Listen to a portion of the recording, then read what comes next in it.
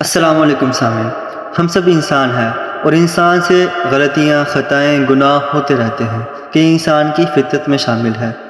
اور بہت سے گناہ ایسے ہوتے ہیں کہ جن پر انسان پشیمان بھی ہوتا ہے، اور انسان پھر یہ تلاش کرتا ہے کہ مجھے ایسے اعمال ملیں یا ایسے گھڑیاں ملیں کہ جن میں اللہ سے توبہ کروں اور اللہ میری توبہ کو قبول فرما لے۔ ویسے تو اللہ رب العزت نے اعلان فرمایا ہوا ہے کہ جب تک انسان کو موت نہیں آتی اس سے پہلے انسان کی توبہ قبول ہو جاتی ہے، لیکن بہت سے ایسے بھی مواقع ہیں جو کہ اللہ خود فراہم کرتے ہیں کہ ان موقعوں پر میں تمام مسلمانوں کی مغفرت کرنے والا ہوں، ان کی بخشش کرنے والا ہوں۔ تو ان میں سے ایک موقع وہ رمضان کی راتیں ہیں۔ چنانچہ اس کے بارے میں احادیث میں آتا ہے، تو اس کے بارے میں سب سے پہلی حدیث حضرت عبداللہ بن مسعود رضی اللہ عنہ کی ہے کہ وہ رسول کریم صلی اللہ علیہ وسلم سے روایت کرتے ہیں کہ آن حضرت صلی اللہ علیہ وسلم نے ارشاد فرمایا، جب رمضان شریف کے مہینے کی پہلی رات ہوتی ہے تو جنت کے دروازے کھول دیے جاتے ہیں اور پورے مہینے یہ دروازے کھلے رہتے ہیں، ان میں سے کوئی ایک دروازہ بھی پورے مہینے میں بند نہیں ہوتا، اور دوزخ کے دروازے بند کر دیے جاتے ہیں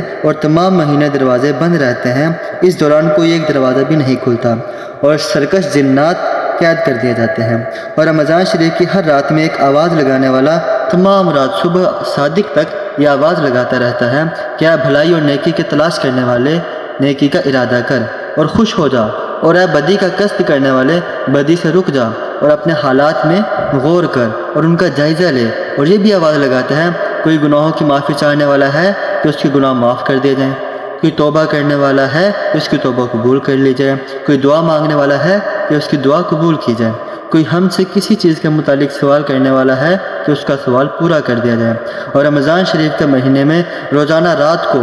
روزہ افطار کرتے وقت 60,000 آدمی جہنم سے بری فرماتے ہیں۔ جب عید الفطر کا دن ہوتا ہے تو اللہ تعالیٰ اتنی تعداد میں جہنم سے بری فرماتے ہیں کہ جتنی تعداد میں پورے مہینے میں مجموعی طور پر آزاد فرماتے ہیں، یعنی 60,000 30 مرتبہ، جن کی کل مجموعی تعداد 18 لاکھ ہوتی ہے۔ تو ہمیں بھی چاہیے کہ ہم اللہ سے معافی طلب کریں۔ اسی طرح حضرت حسن رضی اللہ عنہ نواسہ رسول صلی اللہ علیہ وسلم سے روایت ہے، وہ فرماتے ہیں کہ حضور نبی اکرم صلی اللہ علیہ وسلم نے ارشاد فرمایا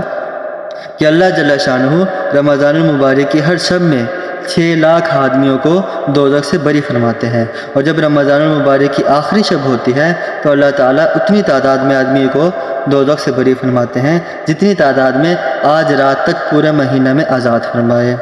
اسی طرح حضرت ابن عباس رضی اللہ عنہ سے رمضان المبارک کی فضیلت کے متعلق ایک بہت طویل اور جامع روایت نقل کی جاتی ہے۔ اس میں یہ بھی ٹکڑا ہے کہ رسول اکرم صلی اللہ علیہ وسلم نے فرمایا کہ حق تعالیٰ شانہ